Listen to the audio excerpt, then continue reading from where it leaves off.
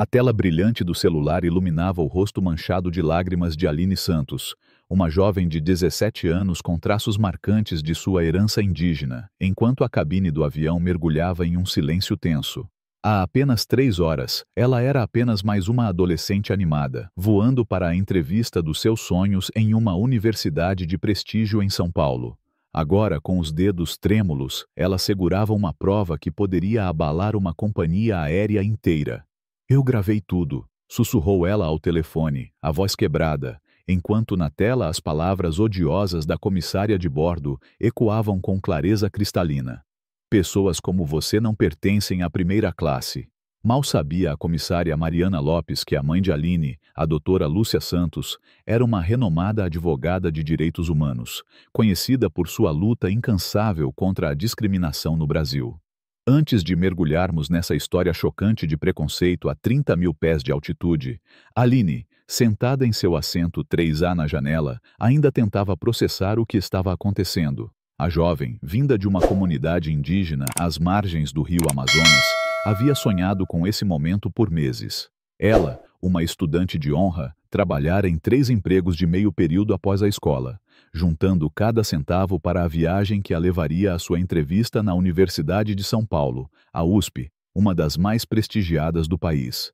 Inicialmente, ela comprara uma passagem econômica, planejando usar o restante de suas economias para um hotel modesto perto do campus. Mas sua mãe tinha outros planos.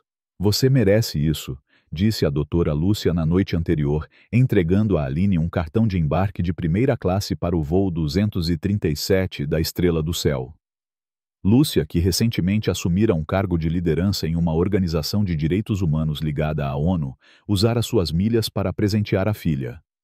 "Sua primeira entrevista universitária deve ser especial", insistiu, com um brilho de orgulho nos olhos. Naquela manhã, enquanto atravessava o aeroporto internacional de Manaus, Aline não conseguia conter a empolgação. Ela tirou fotos do cartão de embarque e postou nas redes sociais, com a legenda: "Rumo à USP, primeira classe até o fim."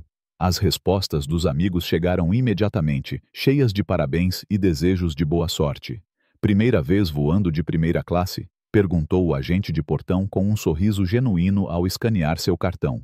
"Sim, senhor", respondeu Aline, mal contendo a excitação.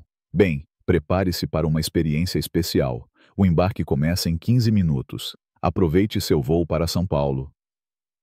Quando o embarque finalmente começou, Aline esperou pacientemente pelo anúncio da primeira classe.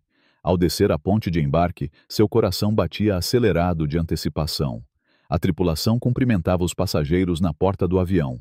Uma mulher de meia-idade, com uma expressão rígida e uma placa de identificação que dizia "Mariana Lopes", deu as boas-vindas ao homem de negócios à frente de Aline, verificando seu cartão com um olhar rápido. Quando Aline deu um passo à frente, o sorriso de Mariana desvaneceu-se ligeiramente.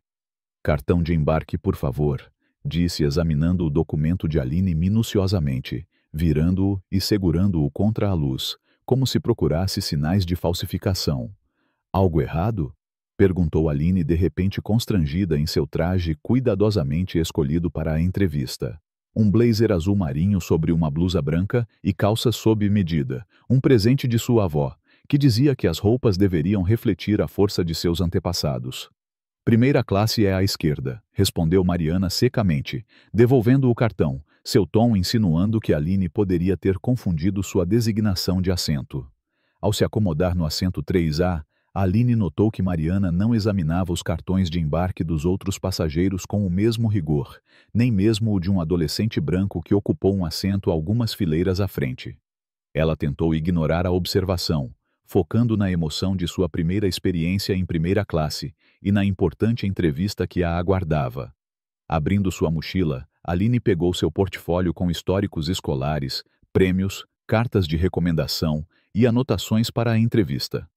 Ela os organizou cuidadosamente na mesinha à sua frente, revisando pontos-chave sobre seu projeto de serviço comunitário, que levava alimentos frescos às comunidades ribeirinhas isoladas do Amazonas, um trabalho inspirado nas tradições de partilha de sua aldeia. "Posso oferecer uma bebida antes da decolagem?", perguntou Mariana à mulher branca do outro lado do corredor. Aline esperou sua vez, mas Mariana passou por ela sem ao menos um olhar. Quando finalmente voltou, Aline levantou a mão timidamente. Com licença, poderia me trazer um copo d'água, por favor? O sorriso de Mariana era forçado. Volto em breve, disse, mas nunca retornou com a água de Aline. Enquanto o avião se preparava para decolar, Mariana passou pela cabine ajudando os passageiros a guardar bagagens e explicando as comodidades da primeira classe. Ao chegar à fileira de Aline, ela parou perto dos documentos espalhados na mesinha. Você precisa guardar isso para a decolagem, disse bruscamente. Claro, respondeu Aline, reunindo cuidadosamente seus papéis.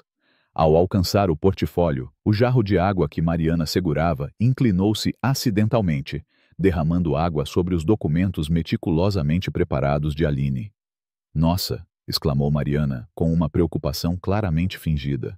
Que descuido meu. A água pingava dos históricos encharcados e das anotações da entrevista. As mãos de Aline tremiam enquanto tentava salvar os papéis. Esses assentos são geralmente para nossos clientes habituais, que conhecem o protocolo, acrescentou Mariana, em um tom baixo, quase inaudível por cima do ronco dos motores. Vou pegar alguns guardanapos. Os guardanapos que ela trouxe eram finos, do tipo usado para coquetéis, quase inúteis para absorver o derramamento. Aline notou outro comissário observando a interação, sussurrando algo para Mariana ao voltar para a galley. Quando o avião atingiu a altitude de cruzeiro, Mariana distribuiu cardápios na cabine de primeira classe. Ao chegar a Aline, ela fez uma pausa. Precisa de ajuda para entender o cardápio? Perguntou alto o suficiente para que os passageiros próximos ouvissem. Sei que pode ser confuso na sua primeira vez aqui. Aline enrijeceu. Ela era uma estudante de honra, com cartas de aceitação antecipada de 3 universidades. Não, obrigada, respondeu calmamente. Consigo ler perfeitamente. Notou que Mariana não ofereceu ajuda semelhante a outros passageiros, incluindo um idoso que realmente parecia ter dificuldade com a letra miúda. O padrão estava se tornando inconfundível. Quando Mariana voltou para anotar os pedidos, sua caneta pairava impacientemente sobre o bloco enquanto Aline considerava suas opções. Com licença, disse Aline, educada mas firme, seria possível ter outro comissário atendendo minha fileira pelo resto do voo? A máscara profissional de Mariana escorregou por um instante, seus olhos se estreitando perigosamente. Estou designada para esta sessão, disse friamente, e eu seria cuidadosa ao dificultar as coisas. É um longo voo até São Paulo, e há muitas maneiras de tornar a viagem desconfortável. A voz do capitão ecoou pelo interfone. Senhoras e senhores, esperamos alguma turbulência à frente. Por favor, retornem aos seus assentos e mantenham os cintos afivelados. Aline agarrou os apoios de braço, tanto pelo anúncio quanto pela crescente tensão com Mariana. A comissária movia-se eficientemente pela cabine, verificando cintos e recolhendo itens soltos, fazendo contato visual com todos os passageiros, exceto Aline. Durante o serviço de refeições, Mariana entregou bandejas graciosamente a cada passageiro da primeira classe, atendendo o homem de negócios ao lado de Aline e os passageiros do outro lado do corredor, mas simplesmente passou por Aline sem dizer uma palavra. Após esperar vários minutos, Aline pressionou o botão de chamada. Mariana apareceu rapidamente, sua expressão neutra. Sim? Perguntou com a voz cortante. Não recebi minha refeição, explicou Aline educadamente. Desculpe-me, respondeu Mariana sem qualquer traço de remorso. Ficamos sem a opção de frango que você escolheu. Tudo bem, fico feliz com qualquer alternativa, ofereceu Aline razoavelmente. Infelizmente, estamos sem refeições da primeira classe. Posso trazer algo da econômica se quiser. Confusa e cada vez mais faminta, Aline assentiu. Tudo bem, obrigada. 20 minutos depois, Mariana ainda não havia retornado.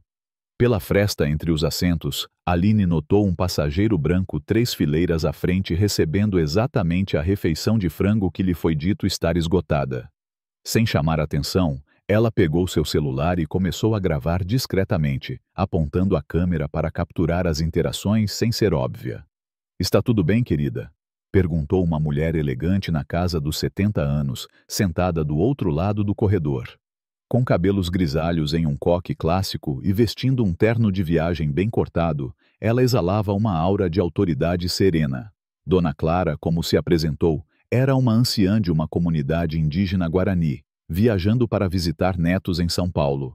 Estou bem, respondeu Aline automaticamente, não querendo fazer uma cena. Não acredito que você esteja, disse Dona Clara, sua voz gentil mas firme. Estive observando o comportamento daquela comissária com você. É inaceitável. Surpresa, Aline ficou momentaneamente sem palavras. Obrigada por perceber, conseguiu dizer finalmente. Eu sou Clara, anciã Guarani, apresentou-se a mulher com um leve aceno. Já vi esse tipo de tratamento antes. Você tem a força dos seus antepassados. Não deixe que apaguem sua luz. Antes que pudessem continuar, Mariana retornou à cabine com um anúncio estridente. Apenas um lembrete de que a primeira classe é reservada apenas para passageiros com bilhetes de primeira classe. Acompanhantes de passageiros reais devem retornar aos seus assentos designados na econômica. Vários passageiros olharam ao redor confusos, já que ninguém estava fora de lugar. Aline sentiu o calor subir às bochechas ao perceber que o anúncio era direcionado diretamente a ela. Com licença, chamou Dona Clara, sua voz carregando a autoridade de décadas de sabedoria. Acho que seu anúncio é inadequado e desnecessário. Todos nesta cabine têm um bilhete de primeira classe, incluindo esta jovem. A expressão de Mariana endureceu. Senhora, estou apenas seguindo o protocolo da companhia, respondeu. Então seu protocolo parece discriminatório na aplicação, retrucou Dona Clara calmamente. Estaria feliz em discutir isso com seu supervisor. Outros passageiros começaram a notar o confronto, alguns se remexendo desconfortavelmente, outros observando com crescente interesse. Esta jovem tem sido disruptiva, sibilou Mariana, abandonando qualquer pretensão. Se ela continuar, talvez precisemos desviar o voo por razões de segurança. Isso é absurdo, interveio um homem asiático de meia-idade em um terno de negócios, sentado na fileira atrás de Aline. João Mendes, um jornalista freelance, viajando para cobrir um evento em São Paulo, observara toda a interação. Estive sentado aqui o voo inteiro e ela não fez nada de disruptivo. Mariana lançou um olhar fulminante antes de se afastar para a galley, sussurrando furiosamente com outro membro da tripulação. 2 horas após a decolagem, Aline precisava usar o banheiro. Ela desamarrou o cinto durante um trecho tranquilo e caminhou em direção ao lavatório da primeira classe. Mariana materializou-se do nada, bloqueando seu caminho. Os banheiros da econômica ficam nos fundos, disse alto. Estou na primeira classe, respondeu Aline, mantendo a voz firme. Este é o banheiro mais próximo. Saiba seu lugar, gritou Mariana de repente, sua compostura evaporando completamente. Pessoas como você não pertencem à primeira classe. A cabine ficou em silêncio. O celular de Aline, escondido em sua mão, capturou cada palavra. Naquele momento, algo dentro de Aline se acendeu. Ela se lembrou do amuleto que sua avó lhe dera antes da viagem, um pequeno pingente de madeira entalhado com símbolos de sua tribo, representando coragem e conexão com os antepassados. Ela o tocou discretamente em seu bolso, sentindo uma onda de força. Preciso falar com o comissário-chefe, declarou Aline, lutando para manter a voz firme apesar da humilhação. Eu cuido disso, disse uma voz masculina atrás dela. Um homem alto e robusto, com uma placa de identificação que dizia Rafael Costa, comissário-chefe, aproximou-se. Sua presença deveria ter trazido alívio, mas algo em seus olhos frios disse a Aline que ele não seria o aliado que ela esperava. Qual é o problema aqui? Perguntou Rafael, sua atenção voltada principalmente para Mariana. Esta passageira tem sido disruptiva desde o embarque, respondeu Mariana antes que Aline pudesse falar, exigindo tratamento especial, ignorando instruções e agora criando uma cena. Isso não é verdade, protestou Aline. Ela tem me tratado de forma discriminatória desde que embarquei. Recusou serviço, fez comentários preconceituosos e agora gritou comigo por tentar usar o banheiro da primeira classe, ao qual tenho direito com meu bilhete. A expressão de Rafael permaneceu impassível. Senhorita, talvez você tenha entendido mal. Mariana é uma de nossas comissárias mais experientes. Tenho certeza de que ela apenas seguia os protocolos. Protocolos não incluem me dizer que não pertenho à primeira classe por causa da minha aparência, insistiu Aline, lutando para manter a compostura. Eu não disse tal coisa, mentiu Mariana suavemente. Esta passageira está imaginando questões raciais onde não existem. Dona Clara levantou-se de seu assento. Isso é categoricamente falso. Testemunhei toda a troca, assim como outros. Esta jovem foi submetida a um tratamento discriminatório contínuo. Rafael apertou a mandíbula quase imperceptivelmente. Senhora, com todo respeito, estamos lidando com um assunto interno. Por favor, volte ao seu assento. Uma violação de direitos civis não é um assunto interno, respondeu Dona Clara com firmeza. Rafael colocou a mão no ombro de Aline, guiando-a para longe do banheiro. Vamos discutir isso em particular, sugeriu com uma cordialidade forçada, levando-a para a galley. Uma vez fora da vista dos passageiros, sua atitude mudou instantaneamente. Escute com atenção, disse, a voz baixa mas ameaçadora. Você está fazendo acusações graves contra uma funcionária valiosa. Entende as consequências de acusações falsas? Não são falsas, respondeu Aline, mantendo a voz firme. Eu tenho gravações. Algo brilhou nos olhos de Rafael. Alarme, rapidamente mascarado por uma intimidação intensificada. Ele se inclinou, usando sua altura para intimidá-la. Gravar membros da tripulação sem consentimento é contra a política da companhia e possivelmente contra a lei federal. Sugiro que você apague qualquer coisa que acha que tem e volte ao seu assento sem mais transtornos. Enquanto Aline voltava ao seu lugar, Dona Clara e João Mendes a esperavam com olhares solidários. Você foi muito esperta ao gravar tudo, sussurrou João, entregando-lhe discretamente um cartão de visita. Continue gravando, eu também estou. Dona Clara segurou a mão de Aline. Você carrega o espírito dos seus antepassados. Eles estão com você. Discretamente, Aline pegou seu celular sob a mesinha e enviou uma mensagem para sua mãe. No voo 237 da Estrela do Céu para São Paulo. Sendo alvo de discriminação racial pelas comissárias Mariana Lopes e Rafael Costa. Eles parecem se conhecer. Tenho gravações. Outros passageiros testemunhando. Estão ameaçando desviar o voo e me prender. Por favor, me oriente. A resposta da doutora Lúcia veio rapidamente. Fique calma. Continue gravando. Vou contactar os executivos da companhia agora. Qual seu horário de chegada? Aline respondeu. 15h45 no Galeão, portão B7. Sua mãe respondeu. Vou fazer ligações. Não diga nada que os provoque. Deixe comigo. Aline exalou lentamente, sentindo um alívio momentâneo. A posição de sua mãe tinha peso. Logo, alguém em autoridade saberia o que estava acontecendo. Enquanto isso, Mariana e Rafael pareciam acreditar que haviam intimidado Aline o suficiente. O serviço na primeira classe foi retomado, embora Aline recebesse apenas o mínimo de atenção, um copo d'água de plástico colocado com descuido, que respingou em sua mesinha. Obrigada, disse Aline educadamente, mantendo a compostura, mesmo notando o contraste com o serviço caloroso oferecido aos outros passageiros.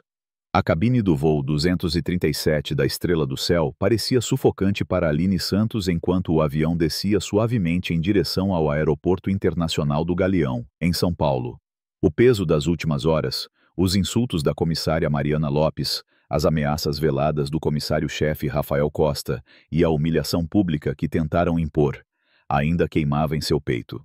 Mas Aline segurava firme o celular, onde as gravações de tudo o que acontecera estavam salvas, como uma flecha pronta para ser disparada.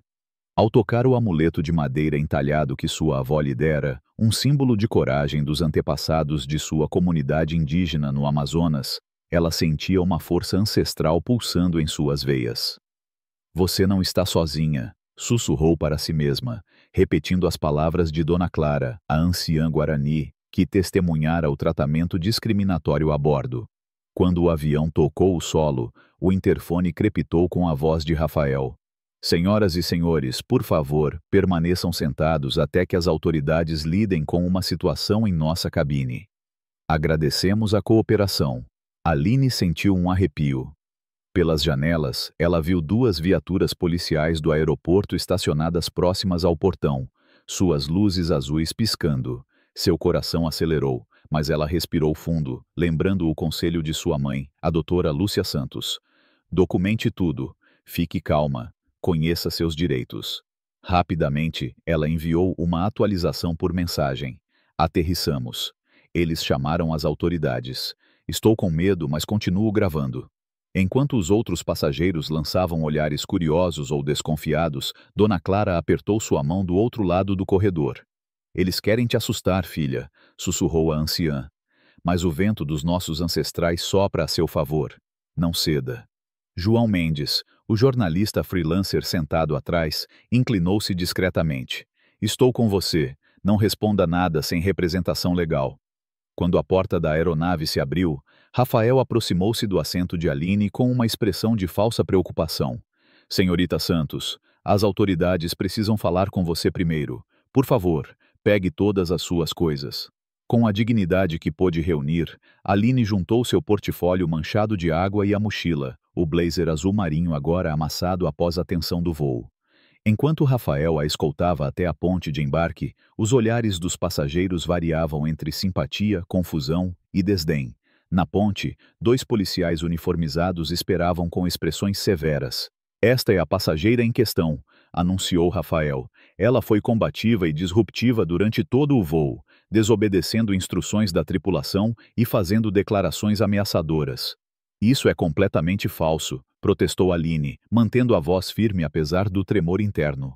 Fui discriminada pela tripulação. Tenho gravações. Rafael interrompeu suavemente. Ela admitiu gravar membros da tripulação sem consentimento, o que viola regulamentos federais. Os policiais trocaram olhares. Senhorita, precisamos que venha conosco, disse o mais velho. Vamos resolver isso no escritório de segurança. Enquanto era escoltada pelo terminal, Aline sentia o peso da humilhação pública. Viajantes paravam para olhar, alguns cochichando, outros apontando. Pior, ela notou um cinegrafista de uma emissora local filmando a cena. Alguém havia alertado a mídia. No escritório de segurança, a interrogatória começou imediatamente. Temos relatos de que você ameaçou comissários e se recusou a seguir instruções de segurança, disse o primeiro policial. Isso não é verdade, respondeu Aline. Fui alvo de tratamento discriminatório desde o embarque. Tenho provas no meu celular. Precisaremos ver seu telefone, disse o segundo policial estendendo a mão. Aline hesitou. Meu celular contém evidências do que realmente aconteceu. Tenho receio de que, se eu entregá-lo, as gravações sejam apagadas. Está recusando cooperar com a segurança do aeroporto? Perguntou o policial, endurecendo o tom. Pensando rápido, Aline abriu seu aplicativo de armazenamento em nuvem e fez backup dos arquivos de vídeo enquanto os policiais observavam. Estou cooperando, mas também protegendo as evidências, explicou, entregando o celular após confirmar que o backup estava completo. Enquanto os policiais examinavam o telefone, a porta se abriu. Mariana e Rafael entraram, acompanhados por um homem bem vestido em um terno caro. Carlos Ferreira, diretor operacional da Estrela do Céu, apresentou-se com uma suavidade ensaiada.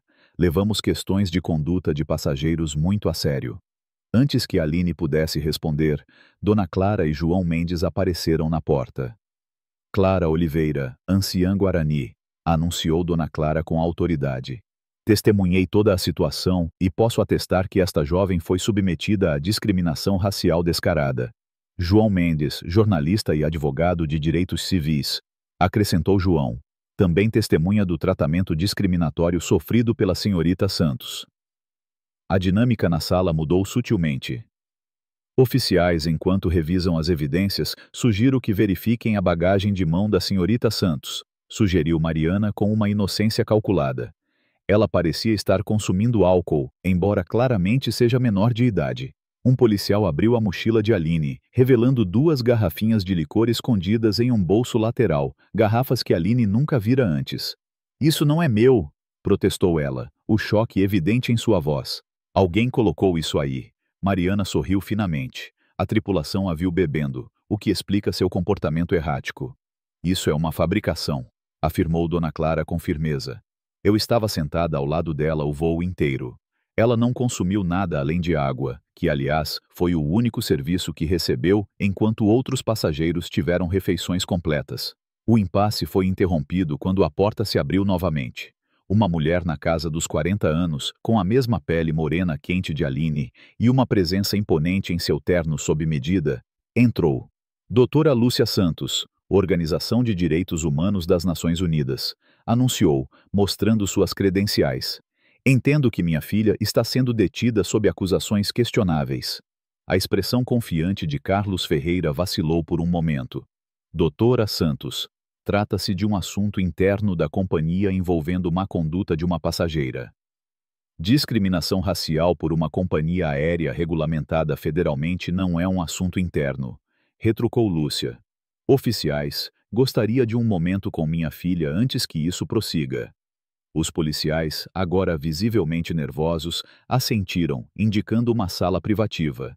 Enquanto mãe e filha se dirigiam para lá, Ferreira deu um passo à frente. Isso não muda nada. Temos várias testemunhas confirmando o comportamento disruptivo e evidências de consumo de álcool por menor. A Estrela do Céu vai pressionar por acusações. Lúcia virou-se lentamente, fixando Ferreira com um olhar firme. Senhor Ferreira, sugiro que considere cuidadosamente se quer a ONU investigando o tratamento da Estrela do Céu aos passageiros indígenas. Pelo que sei, este não é o primeiro incidente de vocês. Na sala privativa, Lúcia abraçou Aline com força. Você foi incrivelmente corajosa, disse, sua voz misturando orgulho e preocupação. Eles estão tentando te transformar na vilã, mas não vão conseguir. Já contatei a diretoria da companhia e tenho aliados se mobilizando. Aline, ainda abalada, mostrou o celular com as gravações. Eles tentaram me fazer apagar isso. E aquelas garrafas? Alguém as colocou na minha mochila. Lúcia assentiu, seu rosto endurecendo. Isso é uma tática antiga. Querem descreditar você antes que possamos expor a verdade. Vamos contra-atacar, mas precisamos ser estratégicos. Enquanto conversavam, João Mendes enviou uma mensagem para Lúcia. Consegui um contato na imprensa nacional. Podemos vazar a história, mas precisamos de mais testemunhas e provas para evitar que a Estrela do Céu controle a narrativa. Lúcia respondeu rapidamente. Reúna quem puder. Precisamos de uma coalizão. De volta a Manaus, a casa da família Santos tornou-se o centro de operações. Lúcia convocou Tiago Almeida, um jovem advogado indígena que trabalhava com comunidades ribeirinhas, conhecido por sua habilidade em desenterrar documentos corporativos comprometedores. Tiago, preciso que você investigue a Estrela do Céu, disse Lúcia por uma chamada segura. Aline foi alvo de discriminação explícita, e acredito que isso seja parte de um padrão maior. Tiago, que crescera em uma aldeia próxima à de Aline, aceitou imediatamente. Se eles têm um histórico de discriminação contra indígenas, vou encontrar, prometeu. Enquanto isso, João Mendes usava suas conexões nas redes sociais para começar a espalhar a história de Aline. Ele postou um resumo anônimo do incidente, usando a hashtag Justiça para Aline. Em poucas horas, a hashtag começou a ganhar tração, com outros passageiros do voo 237 compartilhando suas observações sobre o comportamento de Mariana e Rafael. Um post dizia: Vi uma jovem indígena ser humilhada na primeira classe. A comissária gritou que ela não pertencia ali. Isso é o que significa voar enquanto indígena no Brasil. Mas a Estrela do Céu não ficou parada. No dia seguinte, Aline recebeu um e-mail da companhia. Prezada senhorita Santos, devido a questões de conduta relatadas em seu voo recente, sua reserva de retorno foi cancelada conforme nossos termos de serviço. Esta decisão é a critério da tripulação e não é negociável por motivos de segurança. Aline encarou a tela em descrença. Não apenas haviam cancelado sua volta, mas agora ela estava marcada como uma ameaça. Pior, ao verificar sua mochila, ela encontrou um bilhete manuscrito dobrado dentro. Pare enquanto está por tempo. O bilhete, escrito em caneta preta, fez seu estômago revirar. Ela mostrou à mãe, que imediatamente chamou Tiago. Isso é intimidação direta, disse Tiago. Eles sabem que você tem gravações e estão tentando te silenciar antes que possamos agir. Enquanto isso, a campanha de retaliação da Estrela do Céu se intensificava. Lúcia recebeu uma ligação de seu banco, informando que sua hipoteca, paga religiosamente por 15 anos, estava sob revisão devido a preocupações recentes. A insinuação era clara: a companhia tinha contatos influentes. Em seguida, a casa dos Santos mostrou sinais de invasão. Nada foi roubado, mas papéis no escritório de Lúcia estavam fora de lugar, e um leve cheiro de perfume estranho pairava no ar. Eles querem que saibamos que podem nos alcançar, disse Lúcia, sua voz tensa, mas determinada. Aline, sentindo o peso da pressão, buscou conforto em Dona Clara, que a visitou em Manaus. Sentadas no quintal, sob a sombra de uma mangueira, A anciã compartilhou uma história de seus antepassados. Há séculos nosso povo enfrentou invasores que queriam apagar nossa existência, disse Clara, seus olhos brilhando com sabedoria. Mas nós resistimos porque sabíamos que nossa força vinha da terra e dos espíritos. Você, Aline, é como uma árvore jovem, mas suas raízes são profundas. Não deixe que cortem sua voz. Inspirada, Aline propôs algo ousado. E se fizéssemos um ritual para reunir nossa comunidade? Um círculo de oração para fortalecer nosso espírito contra esses ataques? Clara sorriu. Isso é o que nossos antepassados fariam. Vamos chamar nosso povo. Naquela noite, a comunidade indígena local se reuniu em um terreno sagrado próximo ao rio. Sob a luz da lua, Aline e Dona Clara lideraram um círculo de oração, com tambores ecoando e cânticos tradicionais invocando proteção e justiça. Homens, mulheres e crianças dançaram em unidade, suas vozes subindo como uma oferenda aos espíritos. Aline segurava seu amuleto, sentindo a energia coletiva fluir através dela. Nossos antepassados nos guiam, disse Clara ao final, colocando uma pena de arara nas mãos de Aline. Esta pena é um símbolo de sua missão. Leve-a com você. O ritual deu a Aline uma nova determinação. Ela sabia que não podia recuar, mesmo com as ameaças crescendo. João Mendes, que filmara o ritual com permissão, compartilhou trechos nas redes sociais, conectando a luta de Aline à resistência indígena mais ampla. A hashtag Justiça para Aline explodiu, atraindo apoio de movimentos indígenas em todo o Brasil. Enquanto isso, Tiago fez uma descoberta chocante. Usando contatos em ONGs de transparência, ele obteve documentos internos da Estrela do Céu, revelando uma política chamada Preservação da Cultura da Cabine Premium. O documento instruía comissários a dar verificação aprimorada a passageiros que não se encaixavam no perfil demográfico Premium, um eufemismo para indígenas, negros e outros grupos marginalizados. Isso não é apenas Mariana e Rafael, disse Tiago em uma reunião com Lúcia, Aline, João e Clara. É uma prática sistemática. Encontrei 25 reclamações de discriminação contra a Estrela do Céu nos últimos 3 anos, todas silenciadas com acordos de confidencialidade. Lúcia, examinando os documentos, sentiu a raiva crescer. Eles acham que podem apagar minha filha como apagaram os outros. Não dessa vez. A pressão da companhia, no entanto, não parava. Aline começou a notar carros estranhos estacionados perto de sua casa, homens com fones de ouvido seguindo Lúcia ao mercado. Uma noite, seu laptop mostrou sinais de tentativa de invasão, com arquivos abertos sem sua permissão.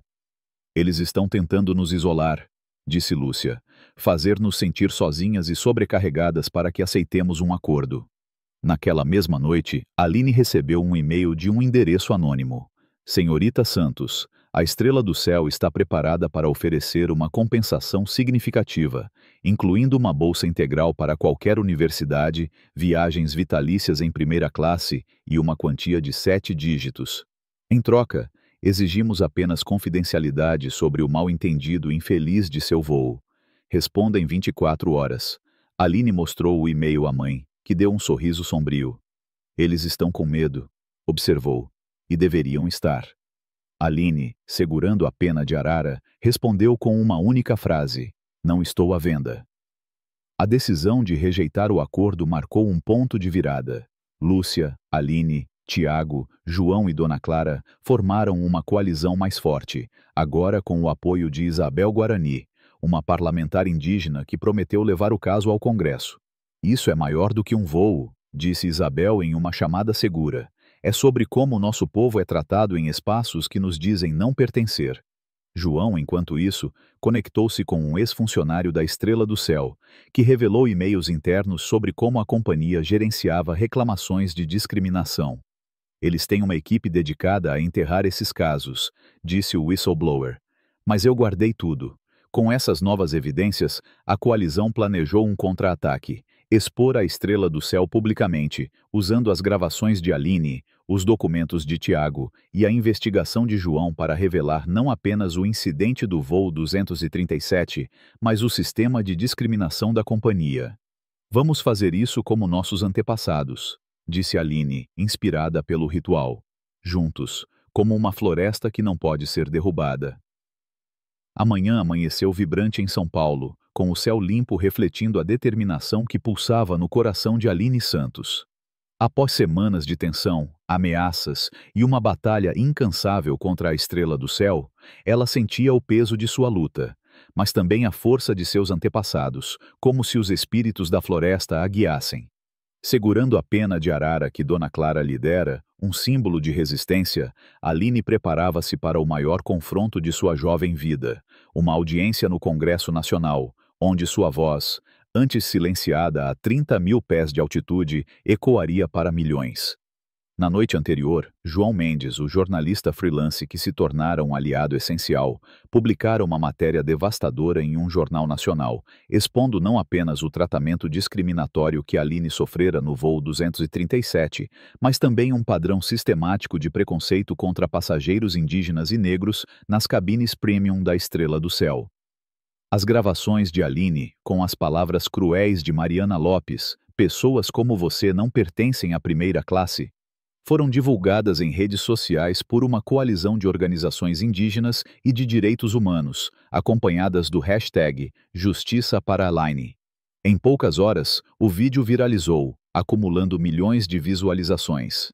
A hashtag tornou-se um grito de guerra, com indígenas de todo o Brasil compartilhando suas próprias histórias de discriminação em voos, hotéis e outros espaços onde sua presença era vista como fora de lugar.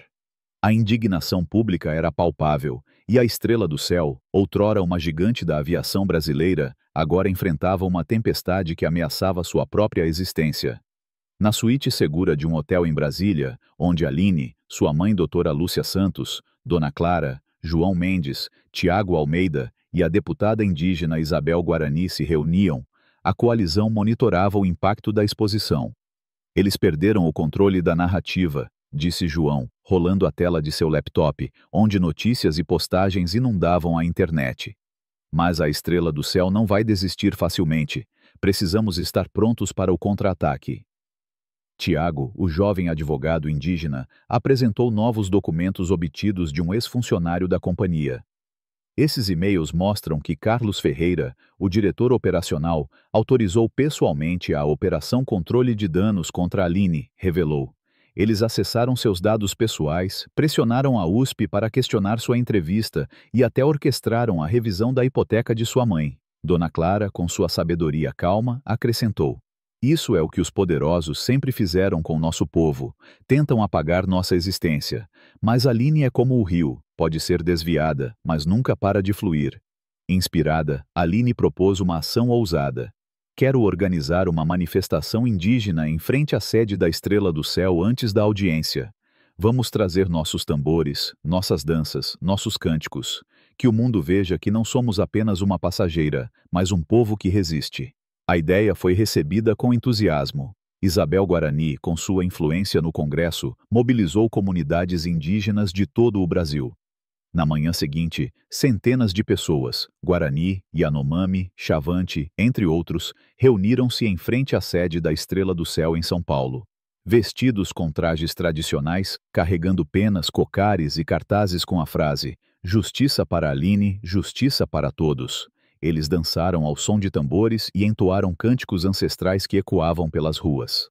Aline, no centro do círculo, segurava sua pena de arara, liderando uma dança que sua avó lhe ensinara, um ritual de força e união.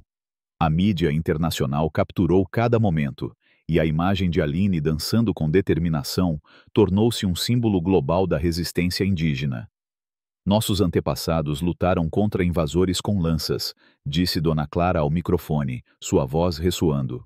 "Hoje lutamos com câmeras, microfones e a verdade. Aline é nossa guerreira."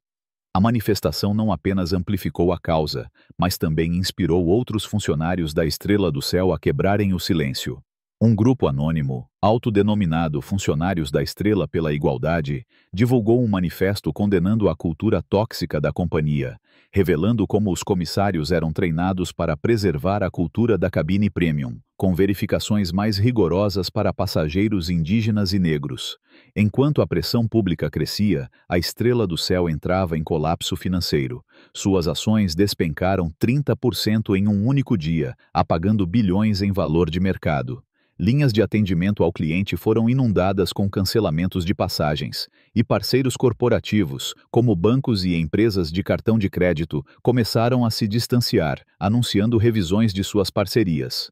Carlos Ferreira, em uma entrevista televisionada desastrosa, tentou minimizar o escândalo. São incidentes isolados sendo exagerados, disse visivelmente desconfortável enquanto a gravação de Mariana era reproduzida. A Estrela do Céu valoriza a diversidade. Sua tentativa de defesa apenas alimentou a ira pública. No Congresso, Isabel Guarani anunciou audiências formais sobre discriminação na indústria aérea, com foco nas práticas da Estrela do Céu. O Ministério dos Transportes lançou uma revisão de conformidade, enquanto a Defensoria Pública abriu uma investigação sobre violações de direitos civis. Internamente, a rebelião ganhava força. 600 funcionários da companhia aderiram a uma greve informal, recusando-se a trabalhar em apoio aos passageiros discriminados. Na suíte do hotel, a coalizão de Aline planejava o próximo passo. Tiago trouxe uma nova aliada. Marina Ribeiro, uma ex-funcionária do Departamento de Recursos Humanos da Estrela do Céu, que fora demitida após questionar as práticas de perfilamento de passageiros. Eles chamam de padrões de cabine premium, revelou Marina, entregando um pendrive com comunicações internas. Mas é apenas um código para discriminar quem não se encaixa no perfil de elite que eles querem projetar. Eu guardei tudo. E-mails, manuais, até gravações de reuniões. Lúcia examinou os documentos, sua expressão endurecendo. Isso prova que a discriminação era política da empresa, não apenas ações de uma comissária. Vamos levar isso ao Congresso. Enquanto organizavam as evidências, Aline recebeu uma ligação de um número desconhecido. Hesitante, ela atendeu no viva voz. Senhorita Santos, disse uma voz nervosa. Sou um ex-segurança da Estrela do Céu. Fui contratado para monitorar você e sua mãe. Eles sabiam que você tinha gravações e queriam te intimidar. Tenho registros disso. A revelação chocou o grupo. Eles invadiram nossa casa, tentaram sabotar meu carro, disse Lúcia, lembrando o incidente com os freios, que quase custara sua vida. Isso não é apenas intimidação corporativa, é crime. A audiência no Congresso foi marcada para o dia seguinte. Aline vestindo um traje tradicional indígena com detalhes modernos, uma saia bordada com padrões de sua comunidade e a pena de arara presa ao cabelo, caminhou até a mesa de testemunhas com uma calma que escondia o turbilhão interno. Câmeras disparavam enquanto ela ajustava o microfone, encarando a bancada de deputados. Senhorita Santos, começou Isabel Guarani, presidindo a audiência. Conte-nos sua experiência em suas próprias palavras. Por 20 minutos, Aline narrou seu calvário com precisão e emoção contida, desde o derramamento de água sobre seus documentos até os comentários racistas de Mariana e as ameaças de Rafael. Quando reproduziu as gravações, vários deputados franziram o senho ao ouvir. Pessoas como você não pertencem à primeira classe. O que aconteceu depois que você documentou esse tratamento? Perguntou Isabel. Aline respirou fundo. A Estrela do Céu tentou me deter no aeroporto com acusações falsas, plantou garrafas de licor na minha mochila, tentou sabotar minha entrevista na USP, invadiu nossa casa, nos colocou sob vigilância e até adulterou os freios do carro da minha mãe. Tudo porque me recusei a ficar calada sobre como me trataram. Quando a palavra passou para os representantes da Estrela do Céu, sua defesa desmoronou rapidamente. O advogado da companhia ascertained that Mariana and Rafael had acted without company approval, contradicting internal documents Marina had provided, which showed systematic passenger profiling. Então, estão afirmando sob juramento que a Estrela do Céu não tem uma política de tratar certos passageiros de forma diferente com base na aparência? Pressionou um deputado, exibindo um documento interno nas telas do plenário. O advogado gaguejou. Não estou familiarizado com esse documento específico. Talvez devesse estar, já que você o aprovou, retrucou o deputado friamente. A defesa da companhia foi desmantelada, enquanto fora do plenário, a crise se intensificava. Carlos Ferreira, ausente da audiência, alegou licença médica, mas rumores sugeriam que ele negociava sua saída da empresa. Funcionários continuavam a renunciar em massa, e as ações da Estrela do Céu caíram mais 10%, chegando a um nível crítico. Após a audiência, Aline e sua coalizão receberam uma proposta inesperada. Carlos Ferreira, agora desesperado, solicitou uma reunião privada em um local neutro.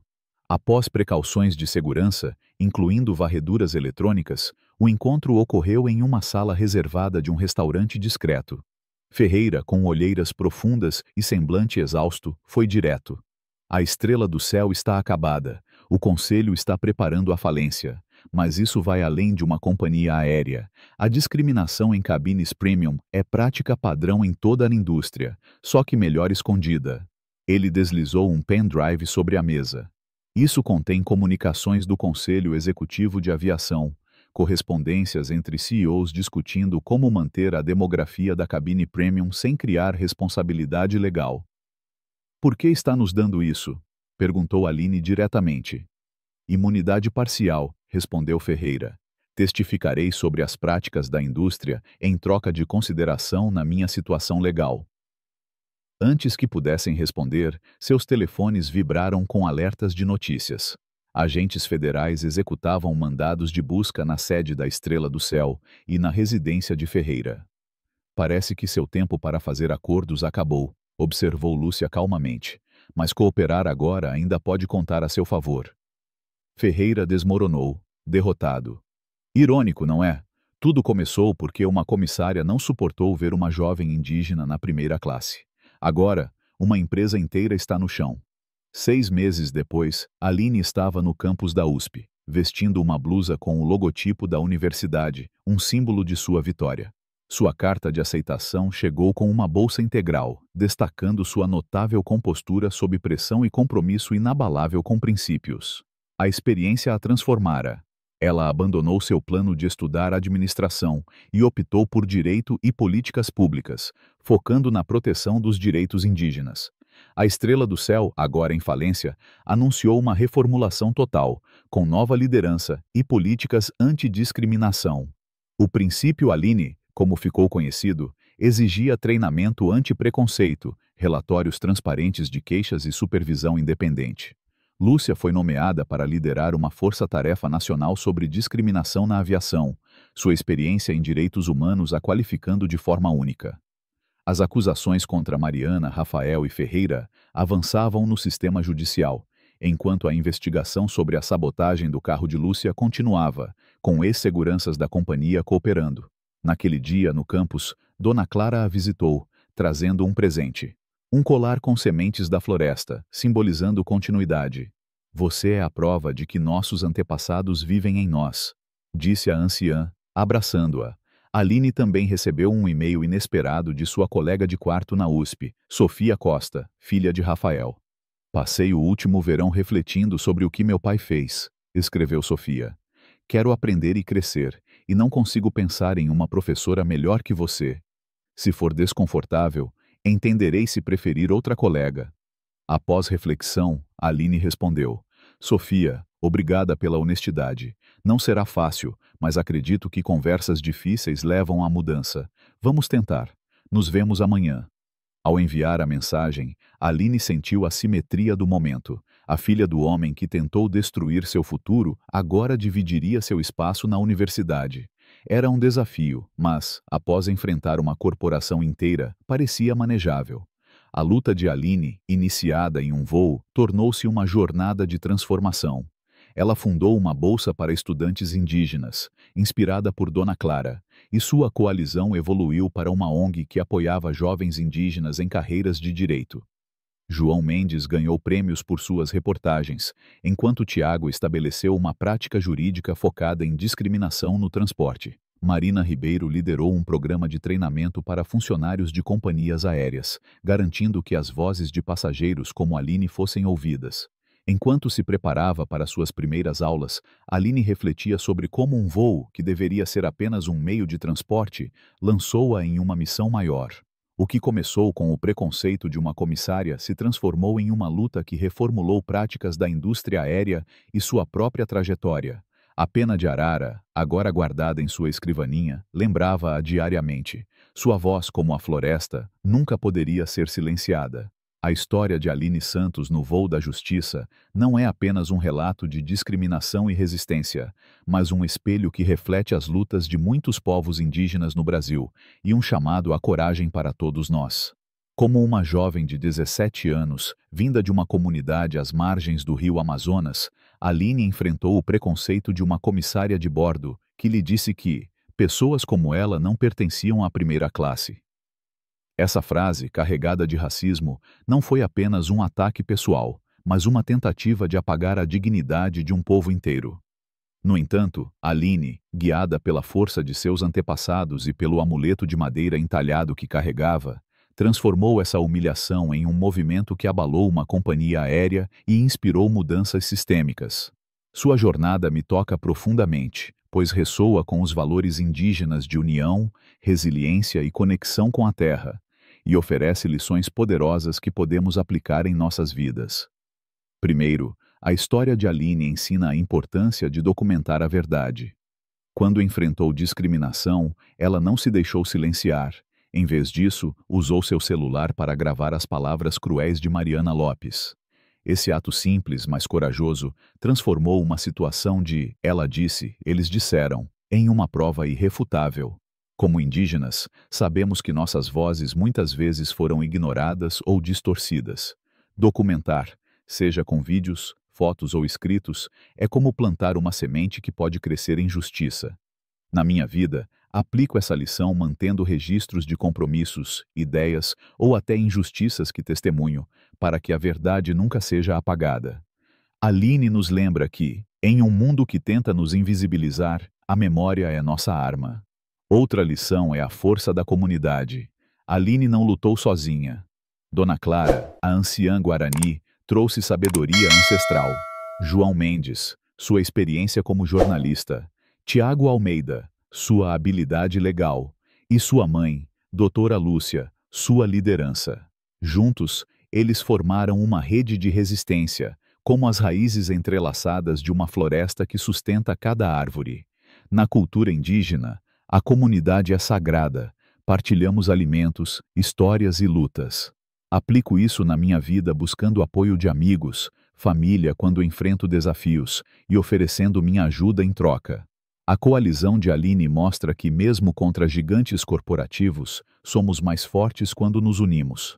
Organizar um grupo de estudo ou um círculo de conversa na minha aldeia me ensinou que a mudança começa com laços coletivos. Aline também nos ensina a importância da coragem para confrontar sistemas de poder. Apesar das ameaças, invasão de sua casa, sabotagem do carro de sua mãe e tentativas de intimidação, ela, silenciosa. Sua decisão de rejeitar um acordo lucrativo da Estrela do Céu reflete a espiritualidade indígena, que valoriza a dignidade acima do material. Ela segurava a pena de arara, um símbolo de missão, e escolheu a justiça em vez do conforto. Na minha vida, aplico essa coragem ao enfrentar pressões para me conformar ou aceitar injustiças menores por conveniência. Por exemplo, quando enfrentei comentários preconceituosos no trabalho, escolhi falar, mesmo com medo de represálias, inspirado por Aline. Sua coragem nos lembra que a verdadeira vitória não é apenas pessoal, mas a transformação de sistemas que oprimem. Por fim, a história destaca o poder de conectar lutas individuais a causas maiores. Aline transformou sua experiência em um movimento que reformulou políticas aéreas e criou a Regra Aline, exigindo treinamentos anti-preconceito. Ela fundou uma bolsa para estudantes indígenas, garantindo que outros sigam seus passos. Como indígenas, sabemos que nossa luta está ligada à terra, à cultura e às gerações futuras. Aplico isso participando de ações comunitárias, como plantios coletivos ou eventos culturais, para preservar nossas tradições. Aline nos mostra que cada ato de resistência, por menor que pareça, pode criar ondulações que mudam o mundo. A jornada de Aline é um lembrete de que, como o rio Amazonas, podemos ser desviados, mas nunca paramos de fluir. Suas lições, documentar, unir, ser corajoso e conectar, são raízes que podemos plantar em nossas vidas para construir um futuro mais justo. Que sua pena de arara nos inspire a nunca silenciar diante da injustiça. Se a história de Aline fez seu coração bater mais forte, deixe seu apoio. Clique no botão de like para mostrar que você está ao lado da justiça e da igualdade. Compartilhe este vídeo com alguém que precisa ouvir essa mensagem de coragem e resistência, talvez alguém enfrentando discriminação que precise saber que não está sozinho. Inscreva-se no canal para acompanhar mais histórias poderosas como esta, que celebram a força dos povos indígenas e a luta por um mundo melhor. E deixe um comentário abaixo. Já enfrentou uma situação onde sua voz foi silenciada? Ou como você acha que podemos lutar contra o preconceito no dia a dia? Sua história importa, e juntos podemos fazer a diferença, uma ação corajosa de cada vez.